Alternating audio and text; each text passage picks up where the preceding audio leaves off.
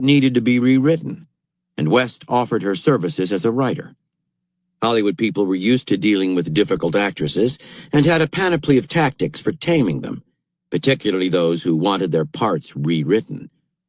What was unusual was an actress who offered to rewrite her own lines. Baffled by the request, even from someone who had written for Broadway, the studio executives came back with a firm refusal. Giving her that privilege would set a terrible precedent. West countered by refusing to continue with the film until they let her rewrite the dialogue. Paramount boss Adolph Zukor had seen West's screen test and liked her look and manner. The picture needed her. Zukor had a studio executive take her out to dinner on her birthday to try to cajole her. The goal was to calm her down enough so that they could begin shooting. Once cameras were rolling, he thought, they would find a way to get West to behave. But that night at dinner, West pulled out a check from her handbag and handed it to the executive. It was for $20,000, the amount she had earned to that point. She was giving the money back to the studio and, thanking Paramount for the opportunity, told the executive she was leaving for New York the next morning. Zukor, immediately apprised of this news, was caught completely off balance. West seemed willing to lose substantial money, risk a lawsuit for breach of contract, and guarantee that she would never work in Hollywood again. Zukor took another look at the script. Perhaps she was right and the dialogue was lousy. She would rather give up money and a career than be in an inferior picture. He decided to offer her a compromise. She could write her own dialogue, and they would shoot 2 versions of the movie, one hers, one the studio's. That would cost a little more, but they would get West on film. If her version was better, which Zukor thought unlikely, that would only improve the picture. If not, they would go with the original version. Paramount couldn't lose. West accepted the compromise, and shooting began. One person, however, was not amused. The director, Archie L. Mayo, a man with an extensive resume. Not only had West changed the script to suit her wisecracking style, she insisted on altering the blocking and camera setups to make the most of her lines. They fought and fought, until one day West refused to go on. She had demanded a shot of her disappearing up some stairs after delivering one of her patented wisecracks. This would give the audience time to laugh. Mayo thought it unnecessary and refused to shoot it. West walked off the set, and production came to a halt. Studio executives agreed that West's lines had lightened up the picture. Let her have her way with the direction and shoot the shot, they told Mayo. They would edit it out later. Production resumed. The other actress in her scenes, Alison Skipworth, had the distinct impression that West was determining the pace of the lines, getting the camera to focus on her, stealing the scene. Protesting that West was taking over the direction of the movie, Skipworth, too, was told not to worry. It would all be fixed in the editing. When it came time to cut the film, however, West had so altered the mood and pace of her scenes that no editing could bring them back to the original. More important, her sense of timing and direction were solid. She had indeed improved the entire picture. The film debuted on October 1932. The reviews were mixed, but almost all agreed that a new star was born. West's aggressive sexual style and wit fascinated the men in the audience. Though she appeared in just a few scenes, she was the only part of the film anyone seemed to remember. Lines she had written, "I'm a girl who lost her reputation and never missed it," were quoted endlessly. As Raft later admitted, Mae West stole everything but the cameras. Audiences were soon clamoring for more Mae West, and Paramount, in financial trouble at the time, could not ignore them. At the age of 40, as plump as ever, West was signed to a long-term contract at the highest salary of any star in the studio. For her next film, Diamond Lil, she would have complete creative control. No other actress, or actor for that matter, had ever pulled off such a coup and in so short a time. Interpretation. When Mae West set foot in Hollywood, everything was stacked against her. She was old and passé. director and an army of studio executives had just one goal: to use her in a scene or two to animate a dull picture, then ship her back to New York. She had no real power, and if she had chosen to fight on their battlefield, one in which actresses were a dime a dozen and exploited to the fullest, she would have gotten nowhere. West's genius, her form of warfare, was slowly but surely to shift the battlefield to terrain of her choice. She began her war by playing the part of the blonde bombshell, charming and seducing the Paramount men. Her screen test hooked them. She was difficult, but what actress wasn't? Next, she asked to rewrite her lines, and receiving the expected refusal, ratcheted up the stakes by not budging. Returning the money she had been paid was her campaign's key moment. It subtly shifted the focus from a battle with an actress to the script itself. By showing herself ready to give up so much, she made Zucker begin to wonder more about the dialogue than about her. After his compromise, West made her next maneuver, fighting over the blocking, the camera angles, the pacing of the shots. Her writing had become an accepted part of the scenery. The battle now was over her directing. Another compromise, which translated into another victory. Instead of fighting the studio executives on their terms, West had subtly shifted the battle to a field unfamiliar to them, fighting with an actress over the writing and directing of a film. On such terrain, against a smart and seductive woman, the army of Paramount men was lost and helpless. Your enemies will naturally choose to fight on terrain that is to their liking, that allows them to use their power to best advantage. Cede them such power, and you end up fighting on their terms. Your goal is to subtly shift the conflict to terrain of your choice. You accept the battle, but alter its nature. If it is about money, shift it to something moral. If your opponents want to fight over a particular issue, reframe the battle to encompass something larger and more difficult for them to handle. If they like a slow pace, find a way to quicken it. You are not allowing your enemies to get comfortable or fight in their usual way. And an enemy who is lured onto unfamiliar terrain is one who has lost control of the dynamic. Once such control slips from his hands, he will compromise, retreat, make mistakes, and effect his own destruction. 3. By early 1864, the American Civil War had settled into a stalemate. Robert E. Lee's Army of Northern Virginia had managed to keep the Union forces away from Richmond, capital of the Confederacy. To the west, the Confederates had established an impregnable defensive position at the town of Dalton, Georgia, blocking any Union advance on Atlanta, the key industrial city of the South. President Abraham Lincoln, facing re-election that year and gravely worried about his chances if the stalemate continued, decided to name Ulysses S. Grant overall commander of the Union forces.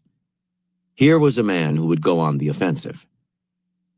Grant's first move was to appoint his chief lieutenant, General William Tecumseh Sherman, to command the Union forces in Georgia. When Sherman arrived on the scene, he realized that any attempt to take Dalton was doomed from the start. The Confederate commander, General John Johnston, was a master at defensive warfare. With mountains to his rear and a solid position to his front, Johnston could simply stay put. A siege would take too long, and a frontal attack would be too costly. The situation seemed hopeless. Sherman decided then that if he could not seize Dalton, he would take hold of Johnston's mind, striking fear in a man notorious for being conservative and cautious. In May 1864, Sherman sent 3/4 of his army into a direct attack on Dalton. With Johnston's attention held by this attack, Sherman then sneaked the Army of the Tennessee around the mountains to the town of Resaca, 15 miles to the south of Dalton, blocking Johnston's only real route of retreat and only supply line. Terrified to find himself suddenly surrounded, Johnston had no choice but to give up his position at Dalton. He would not, however, play into Sherman's hands. He simply retreated to another defensive position that gave him maximum security. again inviting Sherman to attack him straight on. This quickly turned into a dance. Sherman would feint going one way, then would somehow divert a part of his army to the south of Johnston, who kept backing up, all the way to Atlanta. The Confederate President, Jefferson Davis, disgusted by Johnston's refusal to fight, replaced him with General John Hood. Sherman knew that Hood was an aggressive commander, often even reckless. He also knew that neither the time nor the men were available to lay siege to Atlanta. Lincoln needed a quick victory. His solution was to send detachments to threaten Atlanta's defenses, but he made these forces temptingly small and weak. Hood could not resist the temptation to leave his stronghold in the city and move to the attack, only to find himself rushing into an ambush. This happened several times, and with each defeat, Hood's army became smaller, and the morale of his men quickly deteriorated. Now, with Hood's army tired and expecting disaster, Sherman played yet another trick. At the end of August, he marched his army southeast, past Atlanta, abandoning his supply lines. To Hood, this could only mean that Sherman had given up the fight for Atlanta. Wild celebration broke out throughout the city. But Sherman had cunningly timed this march to coincide with the ripening of the corn, and with his men well fed and Hood unsuspecting, he cut off the final railway line still open to Atlanta and wheeled back to attack the unguarded city. Hood was forced to abandon Atlanta. This was the great victory that would ensure Lincoln's re-election. Next came Sherman's strangest maneuver of all. He divided his army into 4 columns, and completely cutting himself loose from his supply lines, began a march east from Atlanta to Savannah and the sea. His men lived off the land, destroying everything in their path. Unencumbered by supply wagons, they moved with incredible speed. The 4 parallel columns were far enough apart that the Southern forces could not tell where they were headed. The Southern column seemed headed for Macon, the Northern for Augusta. Confederate forces scrambled to cover both places, leaving the center open, which was exactly where Sherman planned to advance. Keeping the South on what he called the horns of a dilemma, off balance and mystified as to his intentions, Sherman marched all the way to Savannah with hardly a battle. The effect of this march was devastating. For the Confederate soldiers still fighting in Virginia, the ruin of Georgia, where many had left behind homes, was a terrible blow to their morale. Sherman's march cast a mood of deep gloom over the entire South. Slowly but surely, it was losing its will to keep up the fight, Sherman's goal all along. Interpretation. In any conflict, it is often the weaker side that in fact controls the dynamic. In this case, the South was in control in both the strategic and the grand strategic sense. In their immediate local strategy, the Confederates had entrenched themselves in powerful defensive positions in Georgia and Virginia. The temptation for the North was to fight on the enemy's terms, to hurl division after division against these positions at tremendous loss of life and with little chance of advancing. In the South's grand strategy, the longer this stalemate prevailed, the more likely Lincoln was to be thrown out of office. Then the war would end through negotiation. The South set the tempo for the battle, slow and grinding, and controlled the stakes. As Sherman saw it, his goal was not to capture a city or to defeat the Confederates in battle. In his view, the only way to win the war was to regain control of the dynamic. Instead of brutal frontal attacks against Dalton or Atlanta, which would play into the South's hands, he operated indirectly.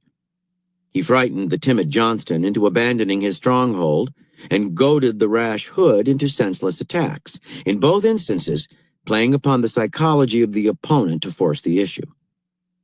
By constantly putting his enemy on the horns of a dilemma, where both staying put and moving were equally dangerous, he took control of the situation without having to waste men in battle. Most important, by demonstrating to the South with his destructive march that the longer the war dragged on, the worse it would be for them, he regained grand strategic control of the war. For the Confederates, to keep fighting was slow suicide. The worst dynamic in war, and in life, is the stalemate. It seems that whatever you do only feeds the stagnation. Once this happens, a kind of mental paralysis overcomes you. You lose the ability to think or respond in different ways. At such a point, all is lost. If you find yourself falling into such a dynamic, dealing with a defensive, entrenched opponent, or trapped in a reactive relationship, you must become as creative as General Sherman. Deliberately shake up the pace of the slow waltz by doing something seemingly irrational. Operate outside the experience of the enemy, as Sherman did when he cut himself loose from his supplies. Move fast here and slow there.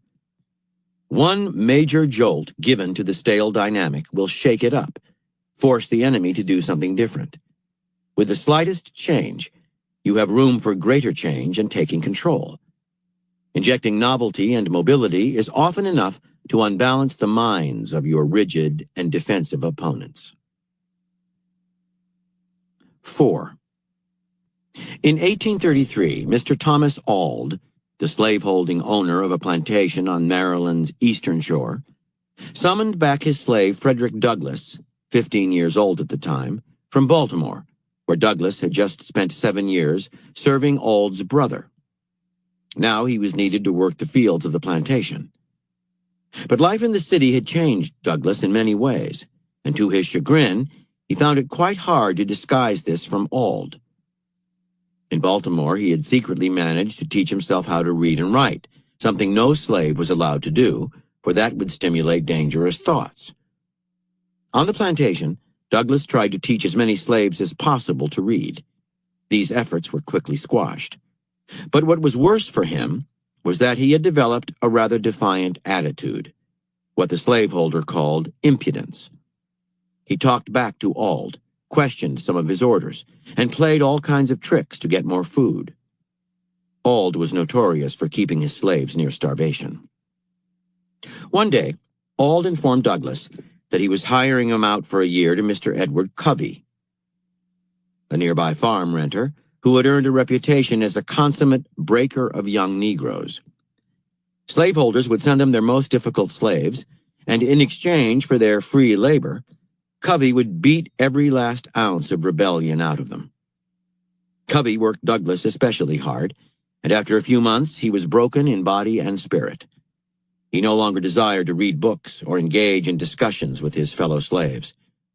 On his days off, he would crawl under the shade of a tree and sleep off his exhaustion and despair. One especially hot day in August 1834, Douglass became ill and fainted. The next thing he knew, Covey was hovering over him, hickory slab in hand, ordering him back to work. But Douglass was too weak. Covey hit him on the head, opening a deep wound. He kicked him a few times, but Douglass could not move. Covey finally left, intending to deal with him later. Douglass managed to get to his feet, staggered to the woods, and somehow made his way back to Auld's plantation. There he begged with Master Auld to keep him there, explaining Covey's cruelty. Auld was unmoved. Douglass could spend the night, but then he must return to Covey's farm. Making his way back to the farm, Douglass feared the worst. He told himself that he would do his best to obey Covey and somehow survive the weeks ahead. Arriving at the stables where he was supposed to work that day, he began his chores, when out of nowhere, like a snake, Covey slithered in, rope in hand. He lunged at Douglass, trying to get a slip knot on his leg and tie him up. He was clearly intending the thrashing to end all thrashings. Risking an even more intense beating, Douglass pushed Covey away, and without hitting him, kept him from getting the rope around his leg. At that moment, something clicked in Douglass's head. Every defiant thought that had been suffocated by his months of brutal labor came back to him. He was not afraid. Covey could kill him, but it was better to go down fighting for his life. Suddenly, a cousin came to Covey's aid, and finding himself surrounded, Douglass did the unthinkable. He swung hard at the man and knocked him to the ground. Hitting a white man would most likely lead to his hanging. A fighting madness came over Douglas. He returned Covey's blows. The struggle went on for 2 hours, until, bloodied, exhausted, and gasping for breath, Covey gave up and slowly staggered back to his house. Douglas could only assume that Covey would now come after him with a gun or find some other way to kill him. It never happened. Slowly it dawned on Douglas. To kill him, or punish him in some powerful way, posed too great a risk. Word would get out that Covey had failed to break a Negro this one time, had had to resort to a gun when his terror tactics did not work. The mere hint of that would ruin his reputation far and wide, and his job depended on his perfect reputation. Better to leave the wild 16-year-old slave alone than risk the kind of crazy or unpredictable response Douglas had shown himself capable of. Better to let him calm down and go quietly away when his time of service there was over. For the rest of Douglas's stay with Covey, the white man did not lay a hand on him. Douglas had noticed that slaveholders often prefer to whip those who are most easily whipped. Now he had learned the lesson for himself. Never again would he be submissive. Such weakness only encouraged the tyrants to go further. He would rather risk death, returning blow for blow with his fists or his wits. Interpretation. Reflecting on this moment years later in his book, My Bondage and My Freedom, after he had escaped to the North and become a leading advocate of the abolitionist movement, Douglas wrote, "This battle with Mr. Covey was the turning point in my life as a slave. I was a changed being after that fight. I had reached the point at which I was not afraid to die. This spirit made me a free man in fact, while I remained a slave in form." For the rest of his life, he adopted this fighting stance. By being unafraid of the consequences, Douglas gained a degree of control of his situation both physically and psychologically. Once he had rooted fear out of himself, he opened up possibilities for action, sometimes fighting back overtly, sometimes being clever and deceitful. From a slave with no control, he became a man with some options and some power, all of which he leveraged into real freedom when the time came. To control the dynamic, you must be able to control yourself and your emotions. Getting angry and lashing out will only limit your options. And in conflict, fear is the most debilitating emotion of all. Even before anything has happened, your fear puts you on your heels, cedes the initiative to the enemy. The other side has endless possibilities for using your fear to help control you, keep you on the defensive. Those who are tyrants and domineering types can smell your anxiety, and it makes them even more tyrannical.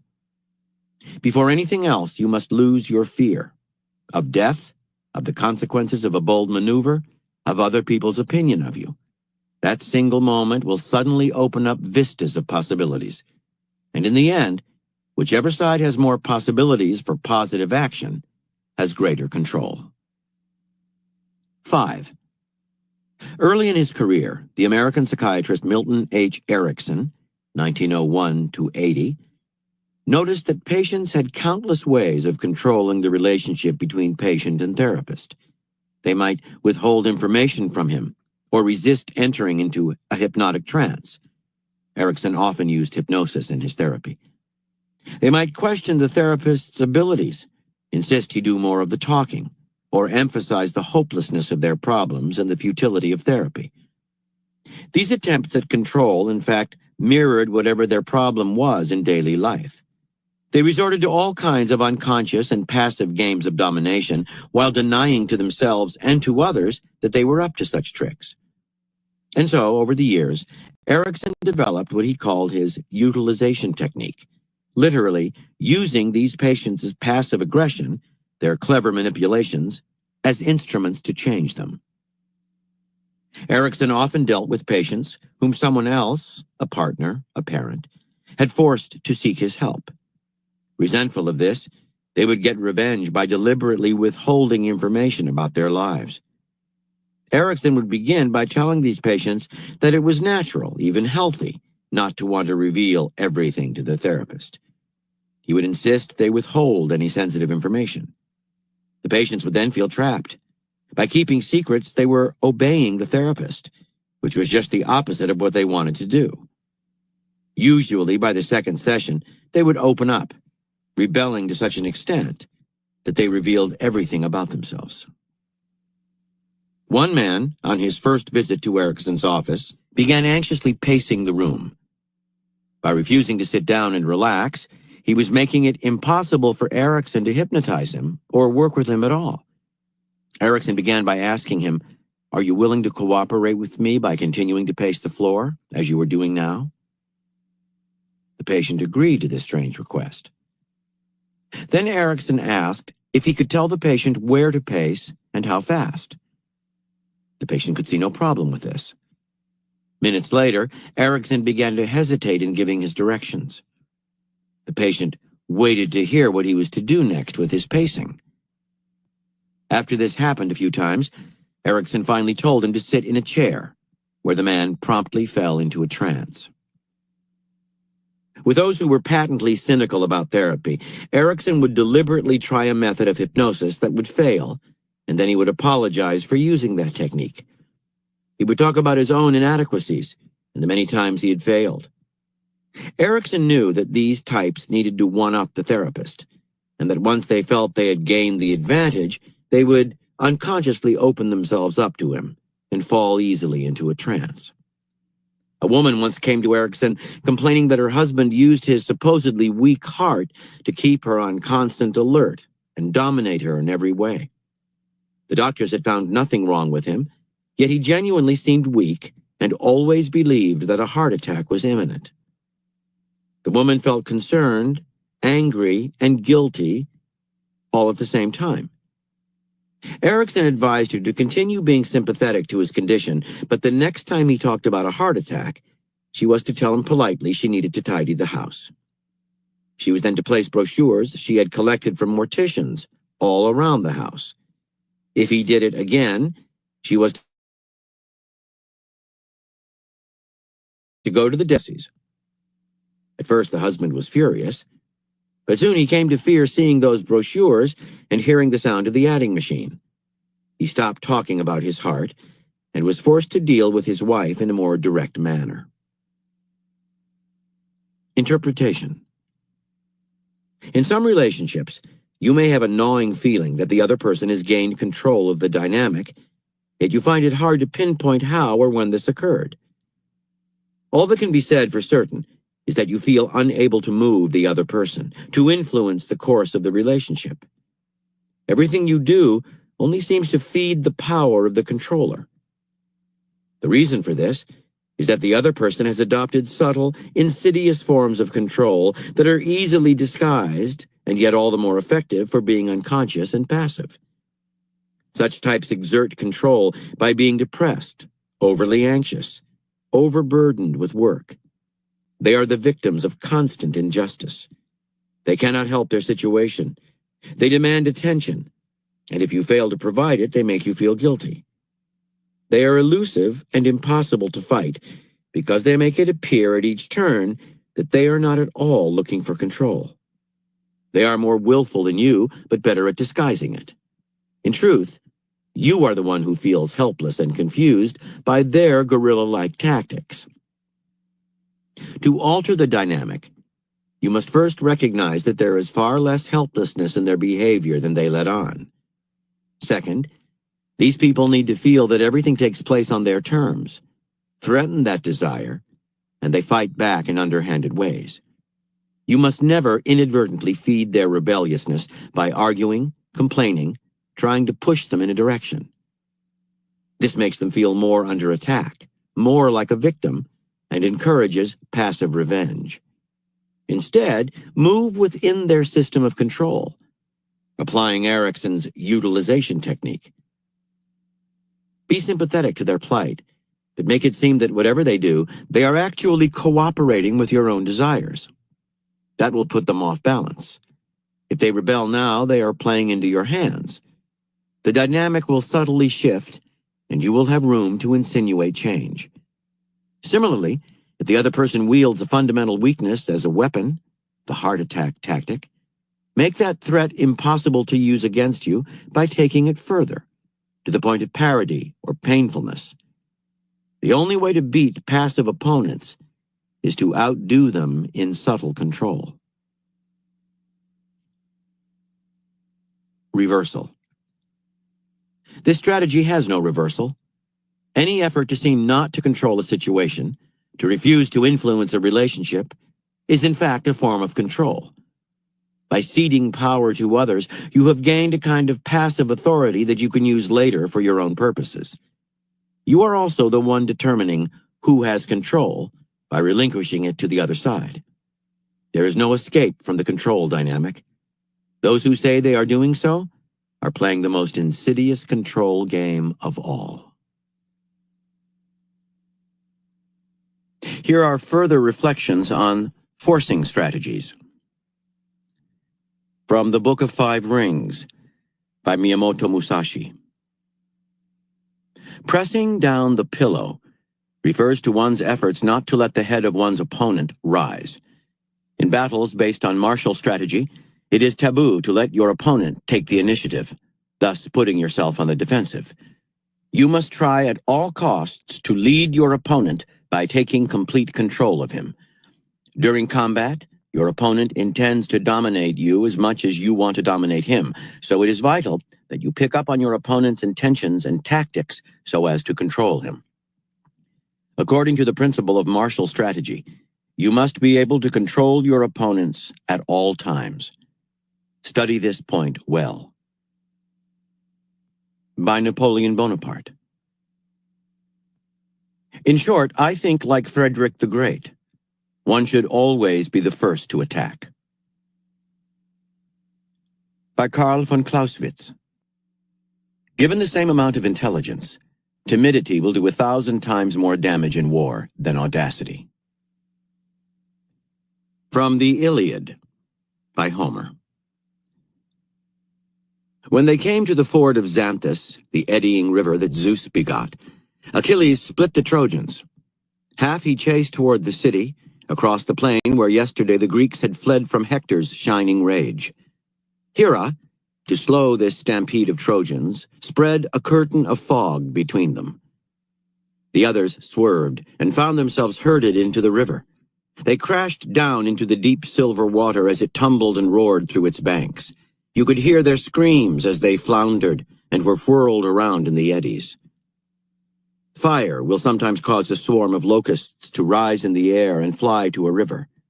The fire keeps coming, burning them instantly, and the insects shrink down into the water. Just so Achilles.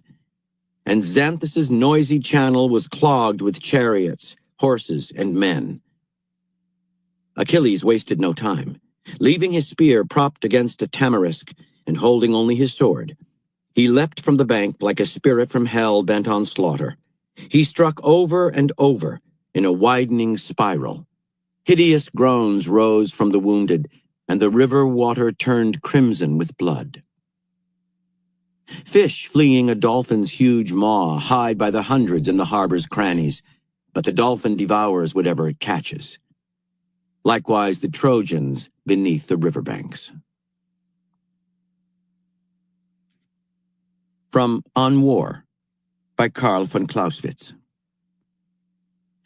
Let us admit that boldness in war even has its own prerogatives. It must be granted a certain power over and above successful calculations involving space, time, and magnitude of forces. For wherever it is superior, it will take advantage of its opponent's weakness. In other words, it is a genuinely creative force. This fact is not difficult to prove even scientifically. Whenever boldness encounters timidity, it is likely to be the winner, because timidity in itself implies a loss of equilibrium. Boldness will be at a disadvantage only in an encounter with deliberate caution, which may be considered bold in its own right, and is certainly just as powerful and effective. But such cases are rare. Timidity is the root of prudence in the majority of men. The higher up the chain of command, the greater is the need for boldness to be supported by a reflective mind, so that boldness does not degenerate into purposeless bursts of blind passion. From The Greek Myths by Robert Greene. The Olympians could now join battle with the giants. Heracles let loose his first arrow against Alcyoneus, the enemy's leader. He fell to the ground, but sprang up again revived, because this was his native soil of Phlegra. "Quick, noble Heracles," cried Athena, "drag him away to another country."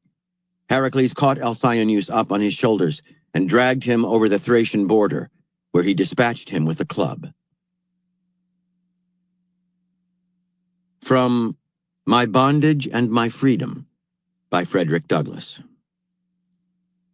Well, my dear reader, this